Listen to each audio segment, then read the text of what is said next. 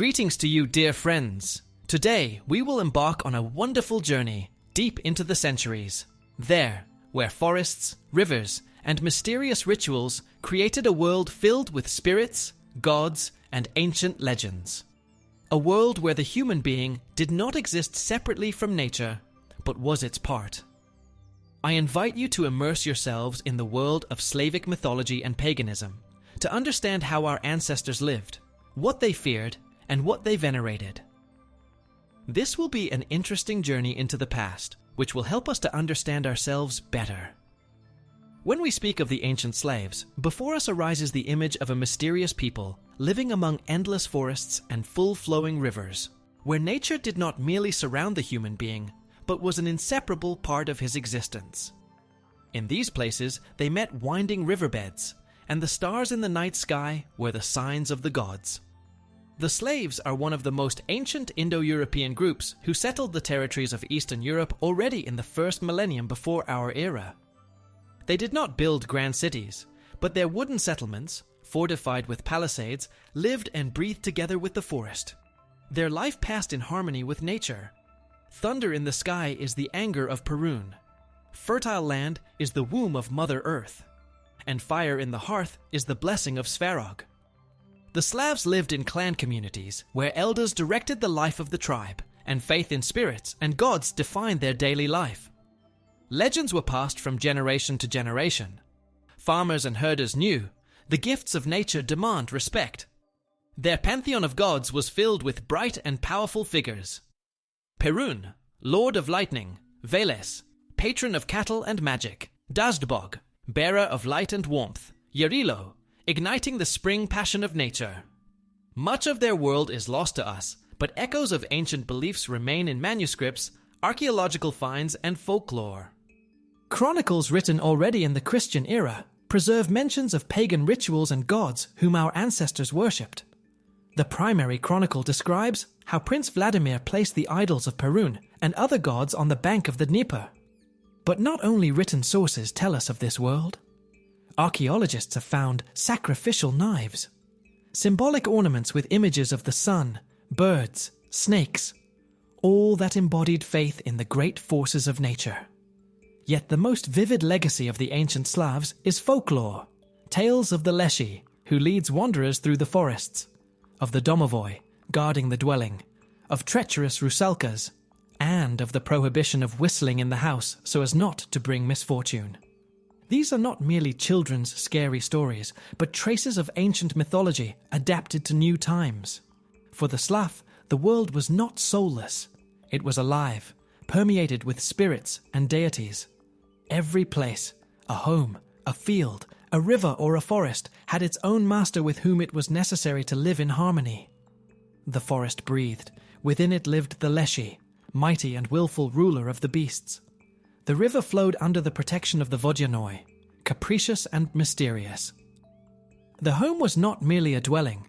Within it lived the domovoi, who could both help and harm if he was not respected.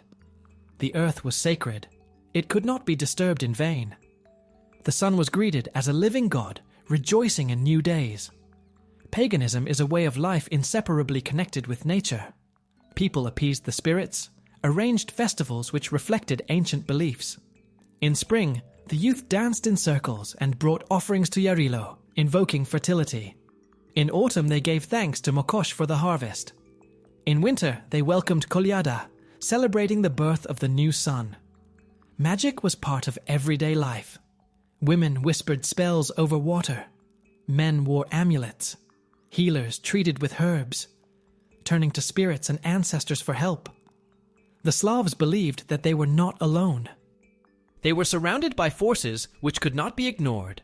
They could only be respected and wisely addressed. Imagine a great oak. Its roots go deep under the earth. Its trunk stands firmly in the world of humans, and its crown is lost in the heavens. For the ancient Slavs, this was not merely a beautiful comparison, but the very essence of the universe. The cosmos was divided into 3 levels of being: Prav, Yav, and Nav.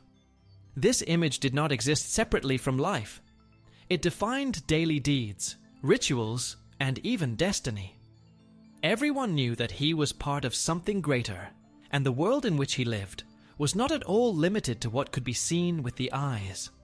Above, in shining light, stretched Prav, the realm of the gods. Here ruled Svarog, the great celestial smith whose hammer forged the order and the unbreakable law of the universe. The gods could not be seen, but their presence was felt in every day. A human could ask them for help, bring gifts, but to violate the order they had established meant to doom oneself to misfortune.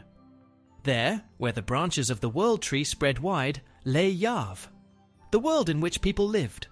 Here rivers raged, forests rustled, fields grew green, crops ripened, homes stood where fires crackled in the hearths. This was the world of labor, joy, struggle, births and deaths, where the paths of destinies crossed. Yav was never static. A human lived among forces which he could not always understand, but always felt. The domovoi could hide things, or help with the household if appeased. The Leshy led wanderers into the thicket if they did not respect the forest. The Vodyanoi emerged from the river in dark nights to take whoever dared to disturb his peace. And sometimes in the forest, one could meet a stranger who at dawn disappeared, leaving behind only a light mist. The world of humans breathed together with nature, responding to its rhythms. In spring came the time of Yarilo, the young, passionate god of spring riot. In autumn, Mokosh majestically reigned, guarding the harvest. In winter, everything slowed down, and the boundary with the other world became thinner. There, where the roots of the tree went into the depths, stretched Nav, the mysterious world hidden in darkness.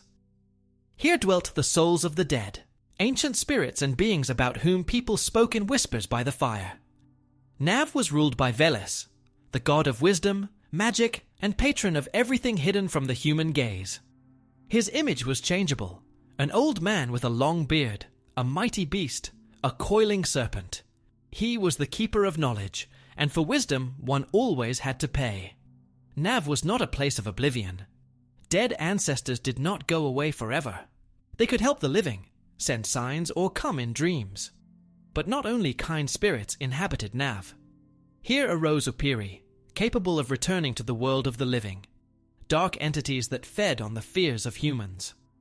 When the holy days came, the boundary between Yav and Nav thinned. The souls of the dead returned to the homes where they were awaited. People left food for them on the table, spoke kind words. But at the same time, the world filled with danger. Evil spirits went out to hunt. Therefore, on the night of Kolyada bonfires were lit. Fire was carried around houses, singing protective songs. For the Slav, there were no boundaries between the worlds. He lived in Yav, followed the laws of Prav, and knew that sooner or later he would find himself in Nav. The gods ruled from above, spirits lived nearby, the dead watched from the shadows. Everything was connected. If a human did not honor the gods, his life went awry. If he did not respect the spirits, misfortunes began in the house. If he forgot the ancestors, his lineage could fade away. Under the rhythms of the universe flowed rituals, festivals, and incantations. All this was the connecting thread between the three worlds. In the very beginning, there was neither sun, nor earth, nor water, only infinite, boundless emptiness filled with primordial power. It was a time when even night and day did not yet exist, and the very notion of life was only a sleeping design. But in this great abyss, Will awakened. From it appeared Rod, the first divine essence, the one who gave beginning to everything. He did not resemble a human, knew neither flesh nor boundaries. Rod was the breath of the universe, that very power which made nothing turn into everything. At first, he separated light and darkness. Before that, they existed as a single clot intertwined with each other. But Rod tore apart their embrace, allowing the world to gain upper and lower, day and night, life and death. Thus appeared the first boundary. Then he created the first water, the beginning of all rivers, seas, and oceans. The water was alive. It flowed in emptiness, swirled, splashed. But it lacked a foundation. Then Rod awakened the first earth. It rose from the depths, pushing the water aside, acquiring firmness and form.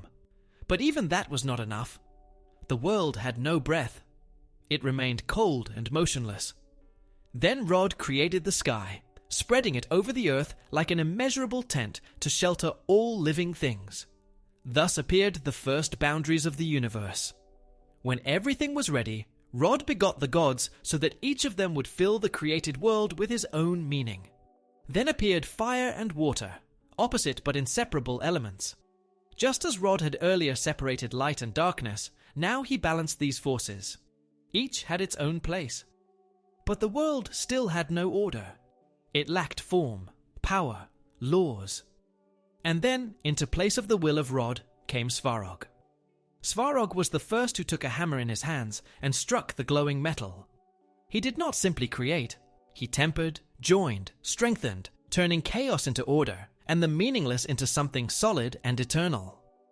It was said that his forging was heard in the very heart of the universe.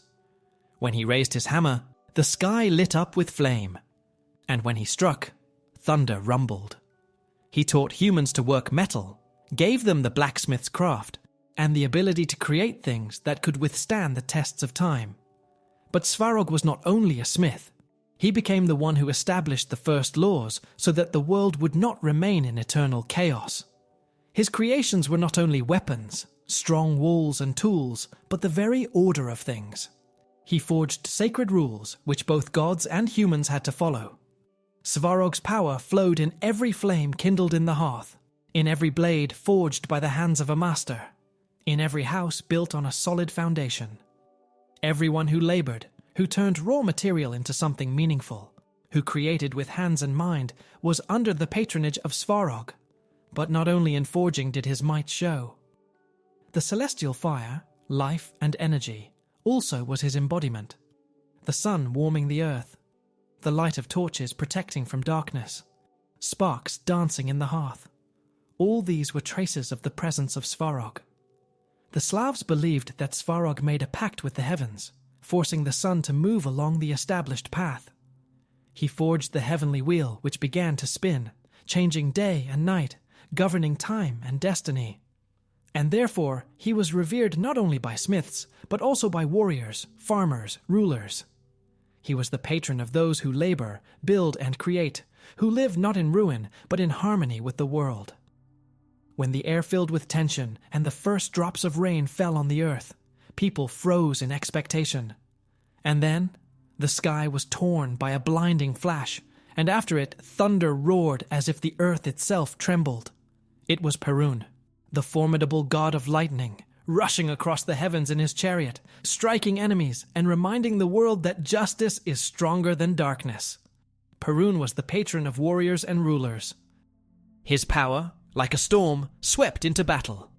His judgment was carried out without delay. He supported those who lived with honor and inspired warriors ready to rise in defense of their land. He was not feared. He was trusted. No enemy could withstand Perun's axe forged by Svarog himself. When Perun threw it, lightning with a deafening crash struck the target, and the weapon returned to his hand, ready for the next blow.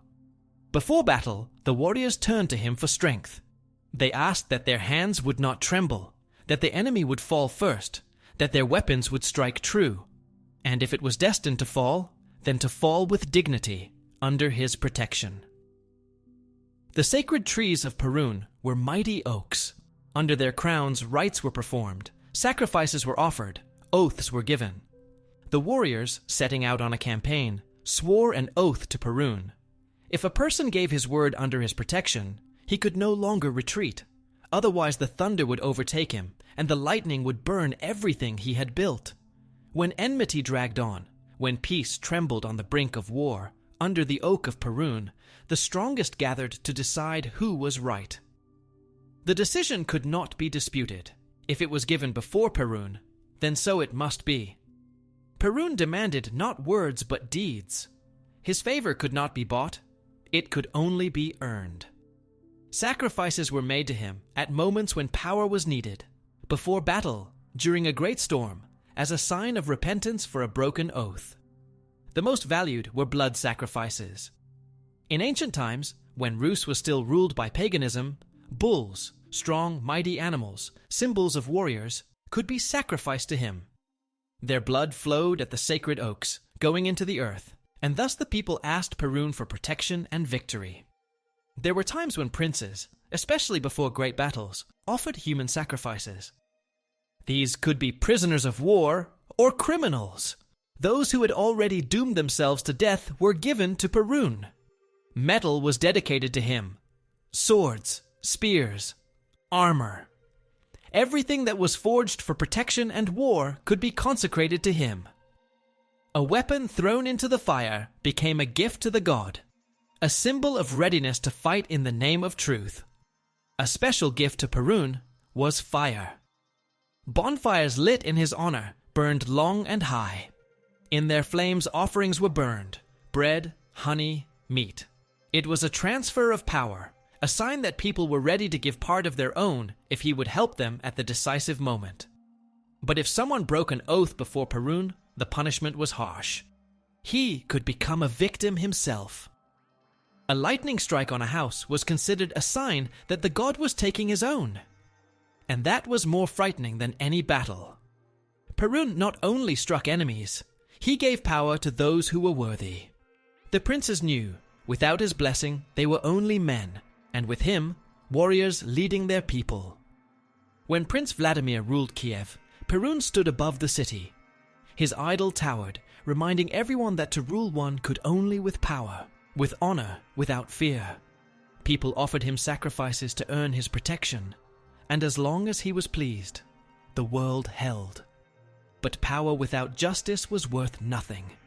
Perun punished not only the weak, he could also turn away from a prince if he betrayed the people. Then misfortunes began.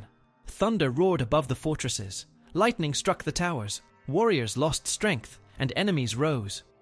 When a storm burst over the land, when thunder split the darkness, it was Perun delivering his judgment. But when the rain subsided and the earth filled with life, cattle went out to pasture, rivers flowed calmly again, and merchants returned from successful trade. That was already Veles. If Perun was the storm, then Veles was the cloud filling the earth with rain. If Perun was the sword, then Veles was the word persuading the enemy before blood was shed. If Perun ruled the heavens, then Veles ruled the underground secrets hidden from mortal eyes. He walked between worlds, knowing knowledge that no one else could comprehend. Veles was not just the patron of cattle and fertility. His power lay in the mysteries of the universe.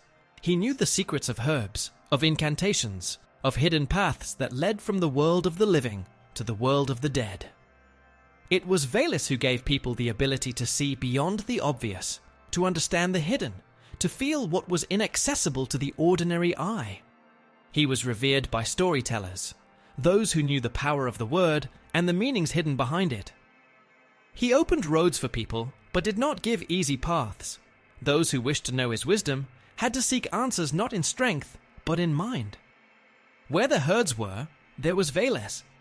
Cattle for the Slavs was not just a source of food. It was a symbol of sufficiency, well-being, the ability to feed the family. It was Veles who guarded from plague, predators, and evil spirits. To receive his protection, offerings were brought to him: milk, honey, wool. Merchants and traders also knew his name. He was the god of successful deals, of deception and cunning if it went for good. Veles could lead a person to wealth, but also deprive him of everything if he was greedy and unworthy. The main thing that defined Veles was his eternal quarrel with Perun. Perun, the sky, Veles, the earth and the underworld. Perun held order. Veles birthed chaos from which wisdom emerged. Perun punished with the sword. Veles taught through trials. The Slavs said, during a thunderstorm, Perun chased Veles, striking him with lightning because he had stolen wealth. But Veles was not afraid. He hid in the roots of trees, in the depths of rivers, among the beasts, and always returned. It was an eternal struggle, but not a battle of enemies, a dance of two forces without which the world could not exist. The one who sought the path of strength followed Perun. The one who sought the path of knowledge followed Veles. But if a person wanted to understand the whole essence of life, he had to learn to hear both. When the first rays of the sun touched the earth, Dazdbog awoke. He was not just the sun or light, but the very life that flowed in the earth, in trees, in fields. Everything that grew, ripened, gave fruit, was his gift. He was called the benefactor, the one who brings rain to the fields, generosity to the barns, strength to the hands of the plowman. He shone equally for everyone, for the righteous and the sinful, for the poor and the rich. But his blessing was received only by those who could work, who respected the earth, who did not take more than they gave. Dazdbog every day climbed onto the heavenly chariot and carried it across the sky. When night came, he went into the dark depths of gloom to bring light again in the morning. And every day, people thanked him for the new dawn. Dazdbog was not only the giver of life, but also the patron of princes. His light meant destiny, strength, law. A prince who received the blessing of Dazdbog ruled justly, richly, and long. His sign was the solar circle, a symbol of victory over darkness, a symbol of the eternal movement of life. They said that the descendants of princes were the children of Dazdbog, born under his light. Those who lived under his patronage knew no want, for the sun gave them everything. But the sun was not always gentle. When people forgot who gave them warmth, when they began to be greedy and take from the earth more than they could return, Dazdbog became merciless, reminding that power demands respect. If Dazdbog was the calm, majestic light giving warmth, then Yarilo was the spring sun, hot, passionate, unstoppable. He came when the earth was still asleep, when winter bound the rivers and woke it, melting the ice, causing growth and blooming. Yarilo, the young god of spring. His arrival was celebrated noisily, welcomed with round dances, with dancing, with fire. He brought not only fertility to the fields, but also passion to people. In spring, not only the earth blossomed, but also hearts. He was restless, wild, unrestrained. No one could stop the spring flood, just as no one could restrain Yarilo. His energy flowed in the sap of trees, in the blood of people, in the hot breath of the earth which he awakened after winter sleep. Yarilo was honored in spring when the fields began to be sown.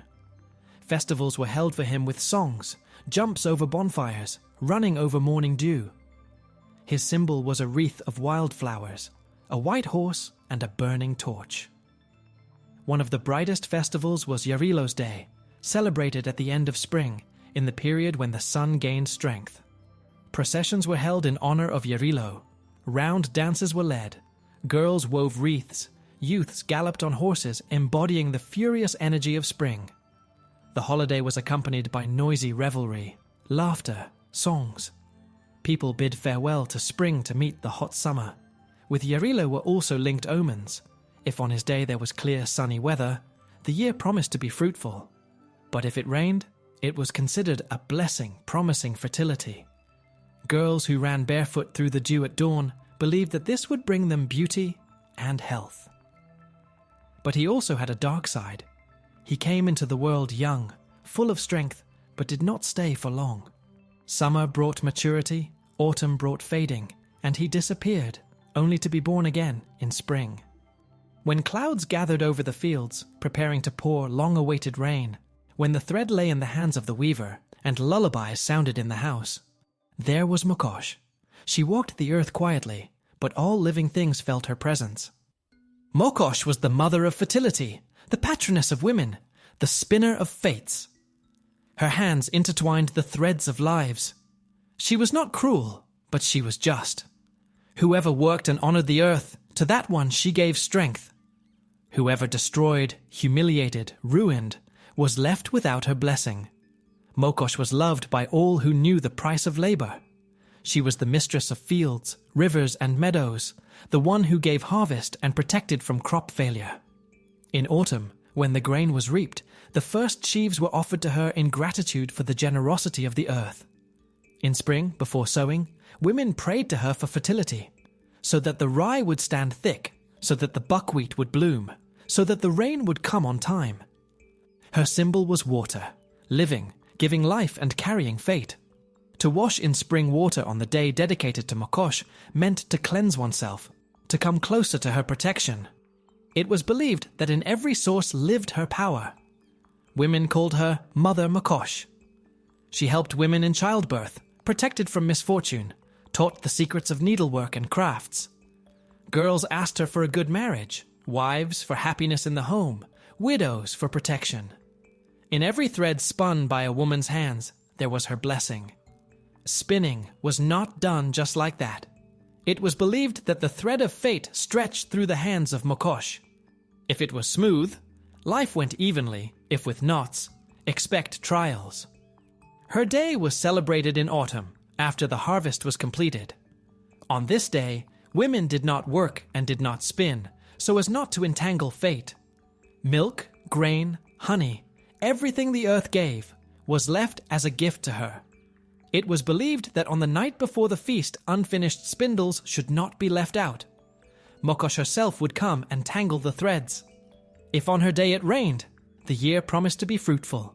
If the morning began with thick fog, it was a sign of her presence, a promise of protection and abundance. When the spring breeze ran across the blooming meadows, when lovers met under the starry sky, when children's laughter sounded in the house, there was Lada. She came softly, like a gentle ray of sun, like a tender wave of a warm sea. Lada, the goddess of love, marriage, motherhood, keeper of the home hearth and peace. All women knew her name. Girls awaited her blessing before the wedding. Where Lada reigned, there was no discord. There was peace, harmony, and understanding. She was the one who joined hearts, who helped spouses live in harmony, who gave a woman the strength to love and to keep the home. But Lada was not alone. She was accompanied by Lelia, young, joyful, carefree. If Lada was mature, wise love, strong as an oak, then Lelia was first infatuation, the spring fire in the heart, the light dance of happiness. Lelia, the goddess of maidenly beauty, youth and purity. Her image, wreaths of flowers and ringing laughter. Girls turned to her when they awaited their betrothed, asked her to send love. She answered those who knew how to dream, who were not afraid of feelings, who opened their hearts to the new. Lada and Lelia were dedicated summer festivals, when nature blossomed, when the world was full of life. Cupola Night, one of the main festivals in their honor. Girls set wreaths afloat on the water, believing that if the wreath floated far, the betrothed would soon be met. Lelia was invoked in round dances. They jumped over bonfires, asking for happy love. The youth played hide and seek, symbolizing the search for a mate, and bonfires burned all night, lighting the faces of those who sought their happiness. But love was not only passion. It was also fidelity, care, understanding. Here Lada reigned. Wives prayed to her so that husbands would be faithful, so that children would grow healthy, so that there would be peace in the home. In her honor, protective dolls were placed, symbolizing maternal care and protection. It was believed that if quarrels often sounded in the family, Lada had turned away, and she needed to be brought back. For this, the mistress of the house lit a candle, placed it on the table, and asked the goddess to bless the family again. The Slavic pantheon was not limited only to great gods ruling the sun, thunder, or fertility. There were also other forces, less known, but no less important. They governed the winds, fire, the light of night, bound the worlds, guarded them. And each had its place, its laws, and its role. Without them, the world would not have been as the ancestors knew it. When the wind swept across the fields, when a hurricane raged, everyone felt its power. They said that Strybog lived at the edge of the earth, where the world touched the boundless expanses from which streams of air were born.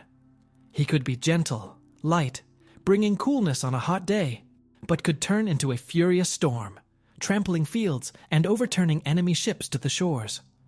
Farmers prayed that he would not scatter the crops. Strybog was not merciful. He came when he wished and left when he decided himself. He could not be appeased. A flame capable of incinerating an entire settlement was subject to Simargl. He was imagined as a fiery, winged dog, a creature able to carry light and warmth, but in anger turning everything into flame. He guarded the borders between worlds, stood at the threshold of the manifest and the hidden, was the one who did not allow dark forces to penetrate where they did not belong. It was believed that Simargl was the defender of the hearth, keeper of the fire that could not be extinguished without respect. His flame was pure and sacred. It burned on altars during rituals, cleansed souls, drove away evil spirits. But if someone angered Simargl, his fire turned into a curse. Houses burned, forests turned to ash, crops were destroyed. Therefore, people offered sacrifices into the fire: grains, honey, pieces of bread, everything that reminded of life which he could protect or destroy. If Dazdbog ruled the daylight, then Kors was his night shadow. He did not shine so brightly, and did not warm the earth, but he lit the way for those who were not afraid of the night. They said that he rolled his silver chariot across the heavens, cutting through the darkness and not allowing it to swallow the world. His light penetrated the hearts of poets, wanderers, magi who sought answers, not in the obvious, but in the hidden. Kors was the god of knowledge, mysteries and transitions between worlds. When night enveloped the earth and shadows stretched in long silhouettes, this was his hour. He did not bring open signs and did not give strength to warriors, but his whisper was heard by those who sought wisdom in the stars. Wind, fire, moonlight. Without them, there would be no world. They did not rule human destinies, but gave people trials, tested their strength, helped those who could feel their power. Strybog gave the path to wanderers. Simargl guarded the home and life. Kors led along the night road those who were not afraid to look into the unknown. In everyday life, their power was felt every day. In every corner of nature, in every house, in every river or field lived spirits, beings invisible but always present. They could not be seen, but their influence was felt everywhere. They could help if they were treated with respect, but they could also become angry if they were forgotten or deceived. They were the keepers of the world, maintaining its order. Some were friendly, others capricious, but each had its power over a certain part of human life. Every house had its own domovoi, a guardian spirit who kept order, protected the dwelling, and cared for the household. He was not just an invisible guest, but a part of the family, its secret protector. It was believed that the domovoi lived behind the stove, under the floor, or in the hallway, watching how the masters behaved. If harmony reigned in the house, if people respected each other and worked, the domovoi helped, protected from misfortunes, prompted the mistress where to find a lost thing, warned of trouble. But if quarrels, dishonesty, and disorder began in the house, the domovoi became angry. Then he made noise at night, hid things, frightened the inhabitants. In the worst case, he could even leave, and then the house became empty and unhappy. If at night soft steps, a creak of the floor, and rustling are heard, it means that the household spirit is checking whether everything is in order. If he gently touches you in your sleep, expect good news. If he pulls your hair, an unpleasant conversation lies ahead. If the cat looks into emptiness and behaves restlessly, it means the household spirit is dissatisfied with something. Before an important journey, people asked for a blessing on the road. For this, they left him a little food. It is also impossible not to mention the sign still known today. Do not whistle in the house. There will be no money. This sign was connected with faith in the household spirit. It was believed that whistling disturbed him, disrupted his peace, and could also call in an unclean force which would take away good fortune and prosperity. The wind created by whistling symbolized unrest and ruin. For the Slavs, the forest was a living, breathing world, where every tree, beast, and path had its own spirit. The ruler of all this was the Leshy, the guardian of the forest, its master and lord. The Leshy was a changeable being. He could be huge, he could become small, he could walk without leaving tracks, and he could turn into a tree or an animal. His task was to watch over the forest, protect its inhabitants, and make sure that people did not take more than they were due. If a traveler respected nature, asked the forest for permission, and did not destroy trees without need, the Leshy could help, lead to the right place, or grant good hunting. But if a person behaved greedily, broke branches thoughtlessly, or spoiled the forest, then the Leshy would confuse the paths, lead them in circles, frighten them with voices and laughter in the thicket. If in the forest the birds and animals suddenly fell silent, it meant that the leshy was near. It was better not to make noise so as not to anger him. If a person became lost, walked in circles, returned to the same place, it meant the leshy was leading him. To escape, they advised turning clothing inside out or reversing shoes to confuse his charms. If at night laughter, whispering or tramping was heard, these were the tricks of the leshy. He did not always wish harm. Sometimes he simply played. To appease him, they left a piece of bread, a little salt, sometimes a coin, especially if a hunter or woodcutter went into the forest. Also, to ward off trouble, people knocked on wood. It was believed that spirits lived in trees, and this gesture protected against the evil eye. They knocked on wood also as a sign of respect for the leshy, so that he would not hinder the way. If the forest was the kingdom of the leshy, then the waters belonged to the water spirit. He sat in dark depths, knew all the secrets of rivers and marshes, ruled the currents, and decided whom the water would accept and whom it would reject. Next to him, in the coastal reeds and under the water, lived the rusalki, beautiful and supple, with long loose hair. They could lure a person into the water, they could help, or they could cause trouble. Alien to the land, but native to the water, they remained a mystery, enticing and dangerous. The Slavs believed that every river, lake, or swamp had its own master, the water spirit. He was neither good nor evil. He was a sovereign. His favor could be gained. Usually he was depicted with a beard tangled with weeds, green skin, gills, or fish-like eyes. He could appear as an old fisherman sitting in the reeds, but this was only a deception. His true power lay in the depths. Fishermen knew, if you want a good catch, give the water spirit a coin, bread, or tobacco. If the water began to pull as if held by someone's hands, it was better not to anger him, but to bring an offering. But the most terrible thing the water spirit could do was to drag a person into a whirlpool. They said he liked to come out of the water at night and look for a new soul. He drowned careless travelers and took them to his underwater kingdom. He especially hunted those with uncovered heads. If a person went to the river without a head covering, he might be dragged under. If the water suddenly became dark, rippled without wind, the water spirit was close. If the fish did not bite and nets tore, the master of the river was angry and needed to be appeased. Bathing at full moon was dangerous. The water spirit might pull you into the depths. If splashes were heard in still water at night, this was not just fish, but the mischief of water spirits. Unlike the water spirit, rusalki were not ancient rulers of the water. These were souls that could not find rest. Either brides who never reached the wedding crown, or girls who drowned by misfortune or by fate. They lived in rivers, lakes, ponds, but most of all loved quiet backwaters, reeds, and dark whirlpools. Their voices sounded at night. They sang songs, laughed, called travelers. The one who answered their call could be enchanted and pulled into the water. Rusalki liked to play with men, but rarely let them go back. At the same time, they could be kind.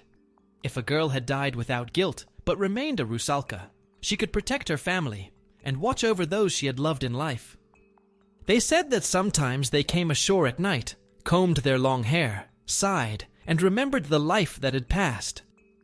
Rivers and lakes for the Slavs breathed, lived, and had their own character.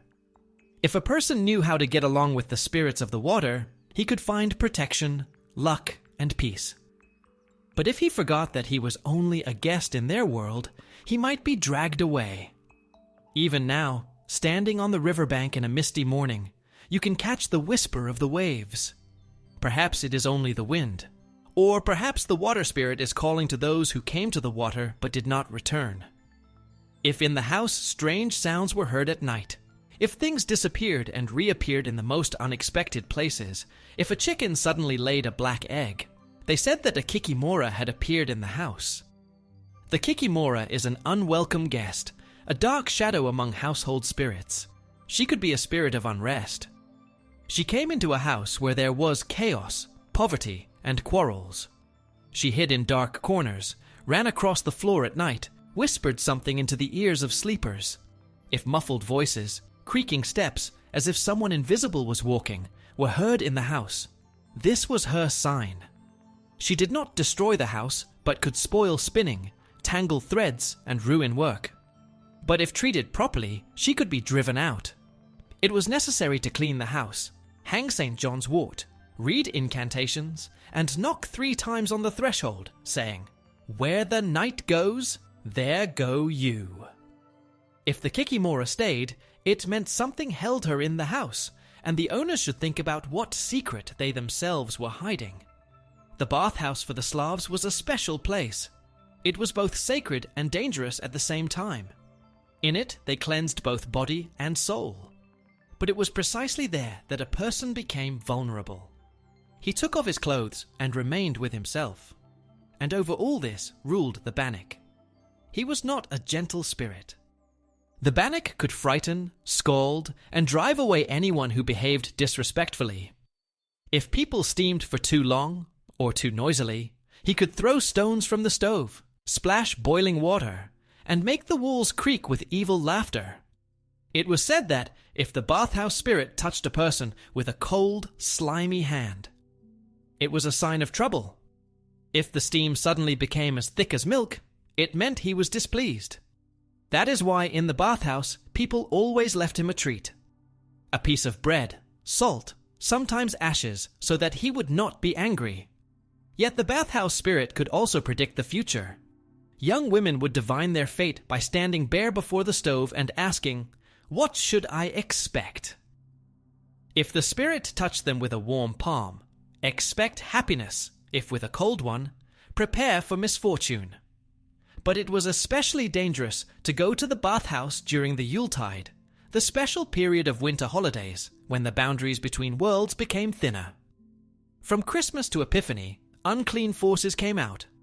It was said that during these days, the bathhouse spirit became especially evil. If someone dared to steam at night, he could see in the vapor not just shadows, but his own fate or even death. Outside the house ruled the yard spirit. He was less known than the household spirit, but he played no less an important role. He watched over the livestock, over the horses, over the yard, and if one got along with him, the cattle were healthy, the harvest rich, the household strong. The yard spirit was imagined as a strong, squat being. If he was pleased, one could hear him at night walking around the yard, checking gates, stroking horses. But if the master treated the livestock cruelly, or neglected the yard spirit could grow angry. Then the livestock began to fall ill, horses and cows to go lame. He especially disliked lazy shepherds. He could tangle the reins, frighten the horses, drive the calves mad. To appease the yard spirit, people left him a bowl of milk or a piece of bread in a dark corner of the barn. And if someone moved to a new place, he was invited along so that he would guard the household further. At night, when the wind knocked at the shutters, when eerie cries sounded in the forests, when shadows danced on the walls, people knew. It was not mere accident. In the dark corners of the world lived forces whose names could not be spoken aloud. Forces that fed on fear and weakness.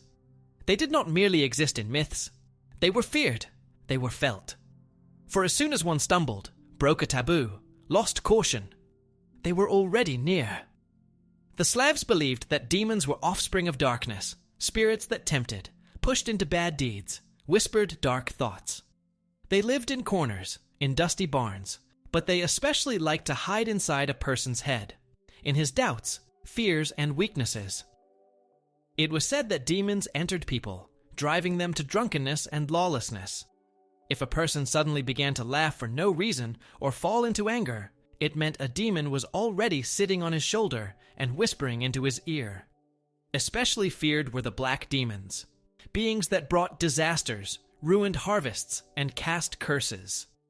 They could be summoned by sorcerers, but the demons themselves obeyed no one.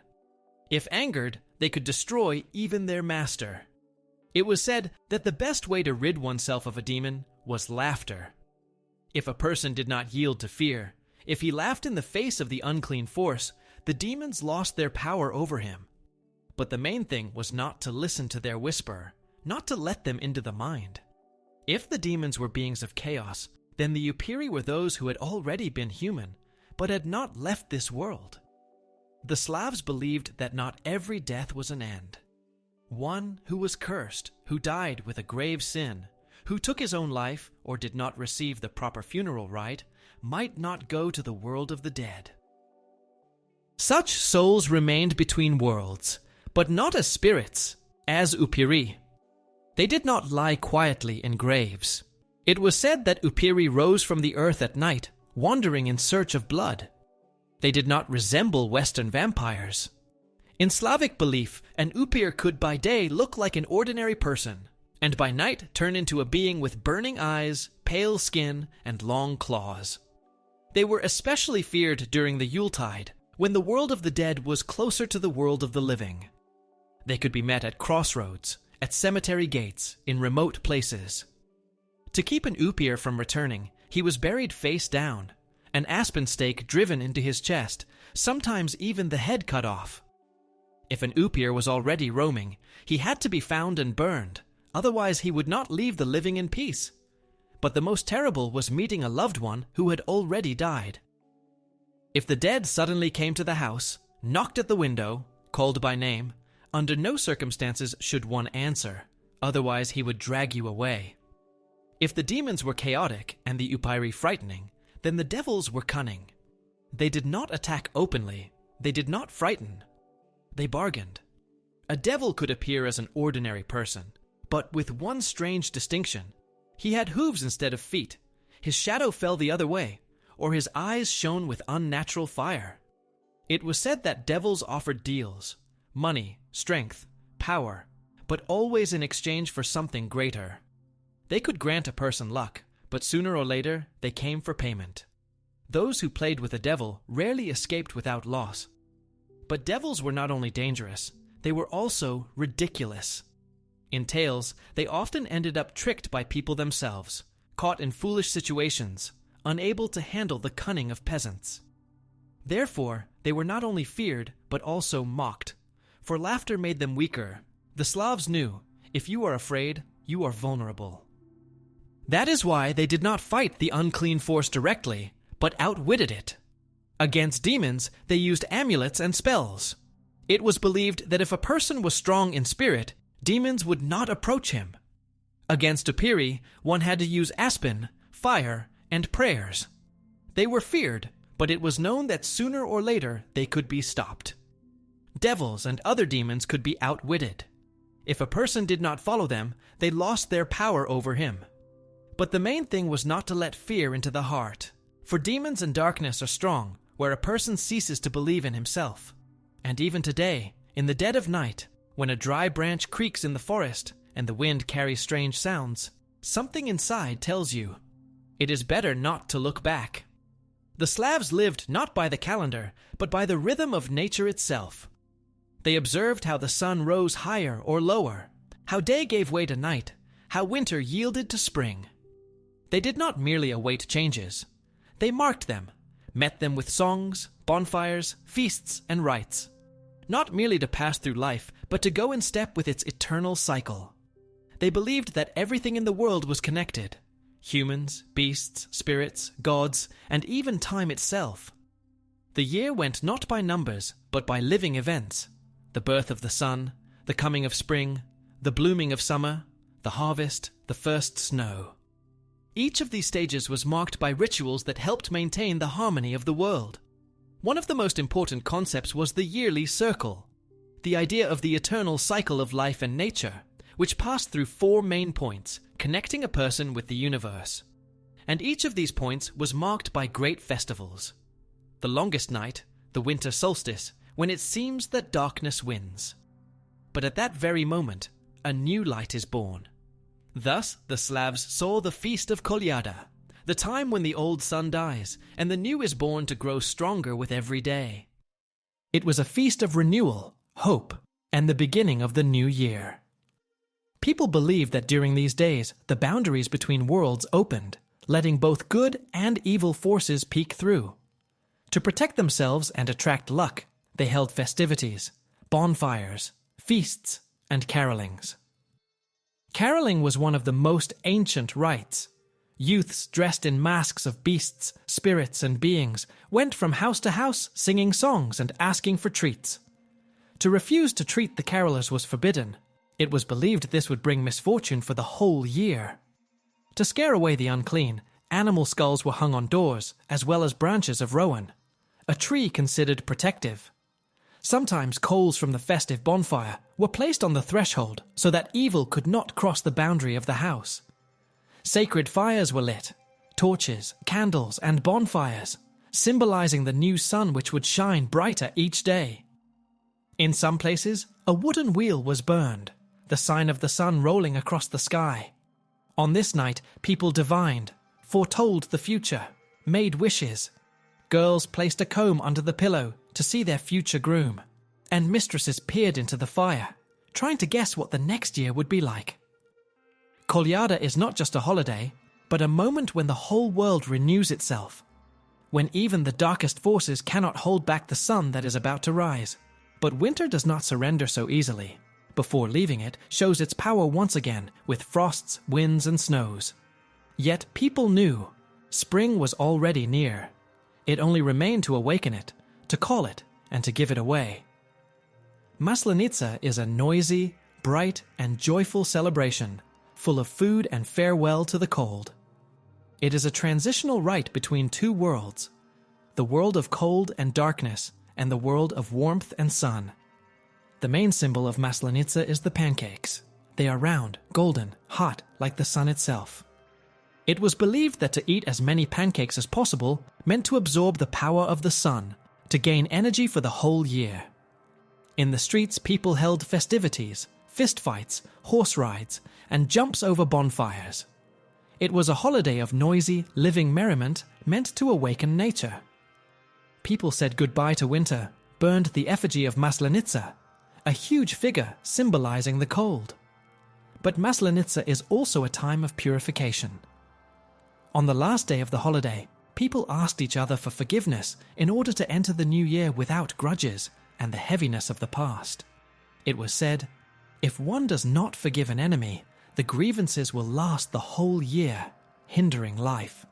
After Maslenitsa began a new stage of the year, the time of spring, awakening, and cleansing. Winter went away, but remained in memory as a force that was respected, but not feared. Summer among the Slavs was a time of strength. Nature entered its full bloom. The sun rose higher than at any other time of the year. The earth filled with warmth, and the rivers cooled. In the shortest night of the year, the world revealed its secrets. Thus was born the Feast of Kupala, the night of fire, water, love, and ancient magic. Its origin is linked to the myth of Kupala and Kostroma, brother and sister joined by a lunar destiny. It is said that, upon learning the truth, Kostroma threw herself into the river and became a mermaid, and Kupala followed her. Thus their names remained in the people's memory, and in their honor appeared a holiday symbolizing the union of water and fire, love and tragedy, life and death. This night was considered sacred. People believed that on the night of Kupala, one could learn one's destiny, cleanse oneself of misfortunes, attract happiness, and even see what is usually hidden from the eyes. They built bonfires and jumped over them, believing that the flame burned away sickness and bad luck. If a young man and a young woman jumped over the bonfire holding hands, and their fingers did not unclasp, it was believed they would be together forever. Water on this night also gained power. People washed in it to preserve beauty and health. Girls set wreaths with candles afloat on the river, watching the current. If the wreath floated far and steadily, it foretold a happy fate. If it spun, trials, and if it sank, an ominous sign. The most mysterious ritual was the search for the fern flower. According to legend, once a year, in the shortest night, the fern blooms with a fiery blossom. The one who finds it will gain great knowledge, be able to understand the language of animals, and even see the future. But it was said that unclean forces guard the flower, and only one chosen is destined to find it and return. Kupala was not just a holiday, but a time when nature revealed its secrets, and a person felt himself a part of the great world filled with magic, love, and the power of the elements. For the Slavs, death did not mean an end. A person could leave the visible world, but he remained a part of the family, the clan, and the world. Therefore there existed the Day of the Ancestors, a holiday when the living remembered, thanked, and honored those who had gone.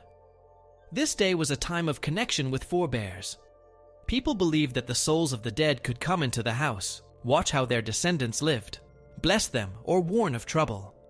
On this day, they held a memorial meal, cooked porridge, pancakes, and kissel, placed a plate for the departed, and left pieces of food on the window, at the threshold, in the garden, so that the ancestors could come and share the meal. But it was not only a day of memory, it was a day of connection. People believed that one could hear the voice of ancestors, ask them about fate, about the future, about the protection of the clan. To avoid offending the departed one, could not make loud noise, swear, or speak badly. The ancestors could take offense. To speak ill of the dead was also considered dangerous. It attracted misfortune. The remains of food were not thrown away. They were left overnight and then given back to the earth. Fire, a candle, a bonfire were the main symbols of this day. They lit the way for those who came from the other world to look at their descendants. In some places, ashes or flour were scattered at the threshold, and in the morning they looked for footprints. If there were, it meant someone from the family had truly come. For the Slavs, the ancestors were protectors, guardians, and part of the family. They were not feared. They were revered. For if one forgets one's ancestors, one can lose the connection with one's clan and one's place in the world. Fate for a Slav was not an accident. It was a thread that could be seen, felt, sometimes even changed. Divinations were part of life. With their help, they sought answers, signs, and warnings. They looked at shadows in the fire, sought signs in the flight of birds, listened to how the echo answered in the forest. Incantations were spoken in whispers to the wind, to water, to bread to attract luck, protect from trouble, to heal. The Slavs knew fate is not simply predestined, but a living force that can be respected, directed, and even changed. The world for the ancient Slavs was animated, filled with spirits and hidden powers that needed to be respected and appeased. The Slavs traveled a long road, from small tribes living in forests and on riverbanks to powerful unions stretching from the Baltic to the Black Sea. Their faith developed with them, adapting to new conditions and challenges of the time. Slavic religion combined two levels: great gods known to many peoples and local spirits worshipped in particular places.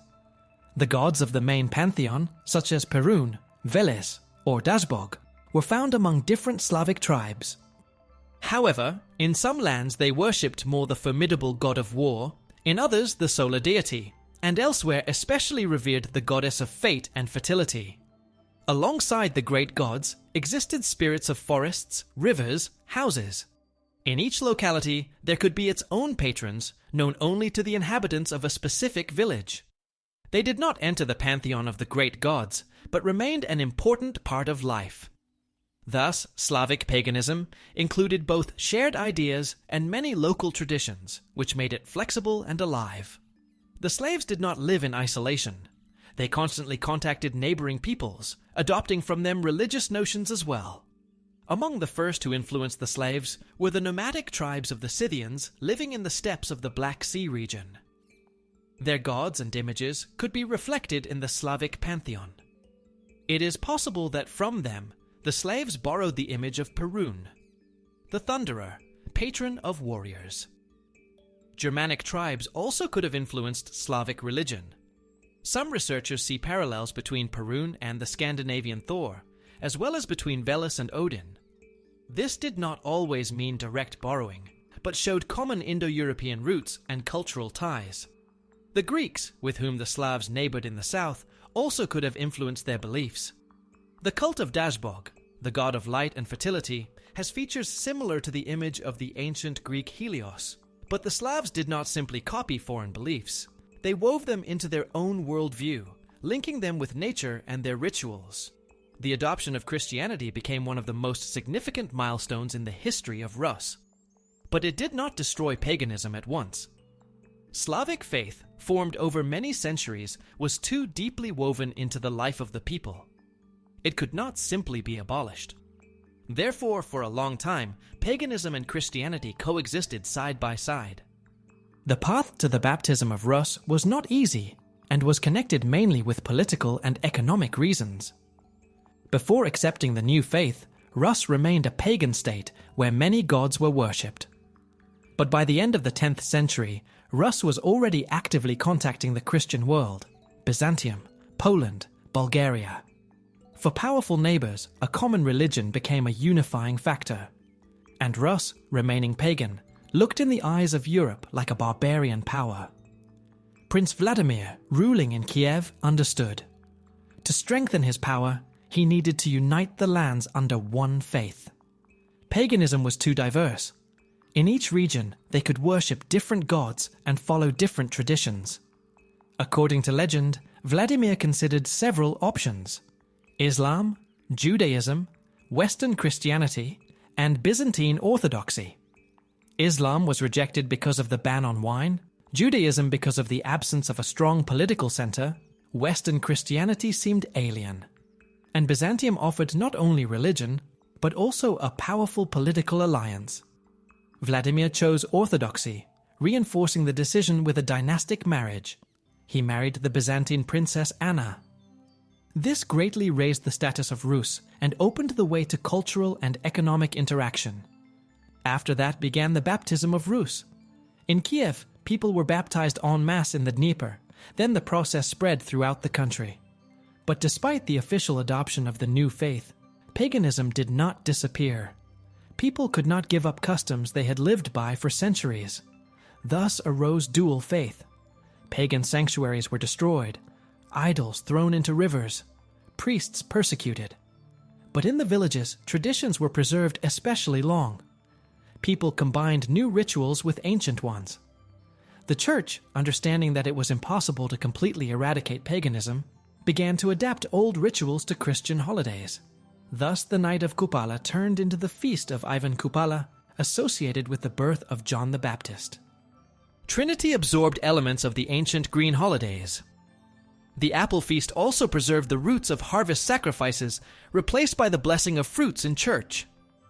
Even after Christianization, people continued to turn to wise men, healers, and sorcerers.